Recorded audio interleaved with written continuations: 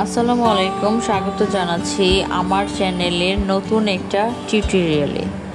আজ আমি নিয়ে এসেছি একদম নতুন স্বাদের এক দেশি পিঠা, ঝাল মশলা পিঠা। এই পিঠা মচমচে, ঝাল আর ভীষণ মজাদার। চায়ের সাথে বিকেলের নাস্তা হোক বা অতিথি আপ্যায়ন, একবার খেলেই মন ভরে যাবে। চলুন শুরু করি আজকের সুস্বাদু রেসিপি। উপকরণ: চালের গুঁড়া 3 কাপ, লবণ স্বাদ মতো, মরিচ গুঁড়া 2 চা চামচ,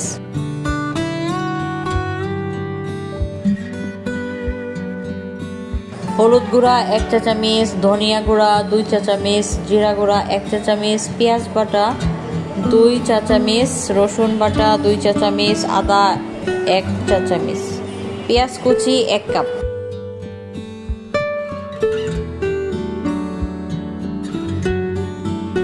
কাঁচামরিচ কুচি হাফ কাপ, ধনিয়া পাতা কুচি 1 কাপ। চলুন এবার মূল রেসিপিতে চলে যাই। এ পর্যায়ে আমি চুলায় একটি হাঁড়ি বসিয়ে তাতে 3 কাপ পানি দিয়ে দিচ্ছি।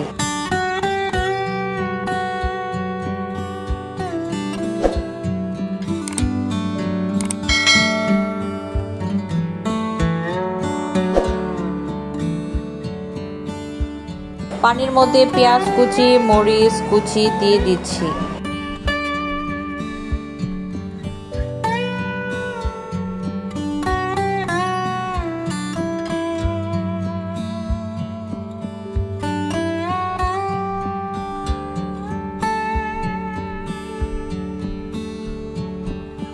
এবার আমি লবণ, সব ধরনের গুঁড়া মশলা ও বাটা মশলাগুলো দিয়ে দিচ্ছি।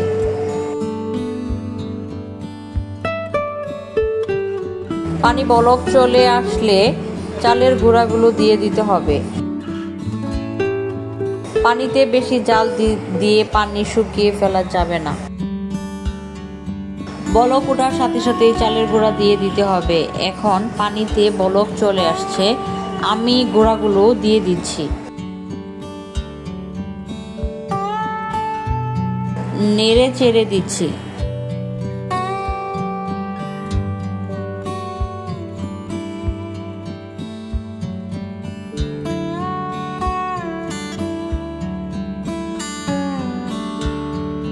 নেড়ে চেড়ে খুব ভালোভাবে মিশিয়ে নিতে হবে।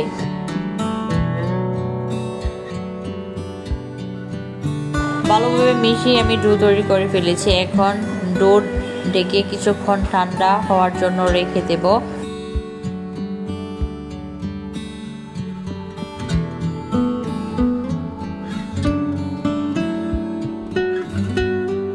এখন আমি ডোর মধ্যে ধনেপাতা কুচি দিয়ে দিচ্ছি। ধনেপাতাগুলো হাত দিয়ে ভালোভাবে ডোর সাথে মিশিয়ে নিচ্ছি।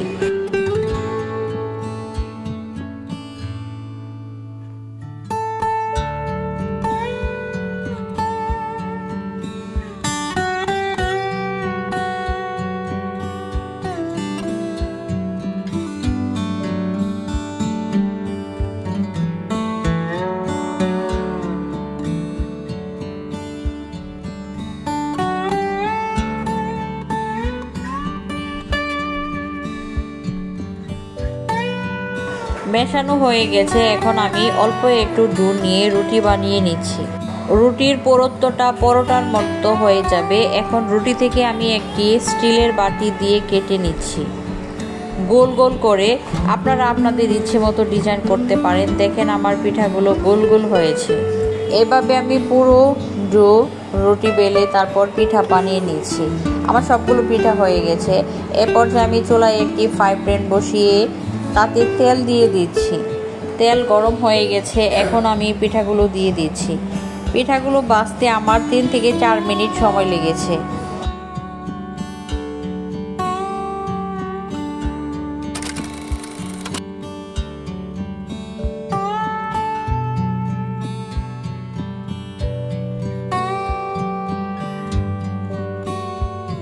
এখন পিঠাগুলো তুলে নিচ্ছি একটি ছাঁকনার সাহায্যে।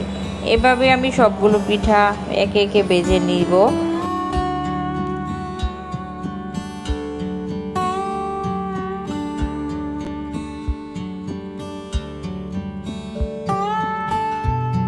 আমার সবগুলো পিঠা ভাজা হয়ে গেছে। এখন গরম গরম পরিবেশন করব।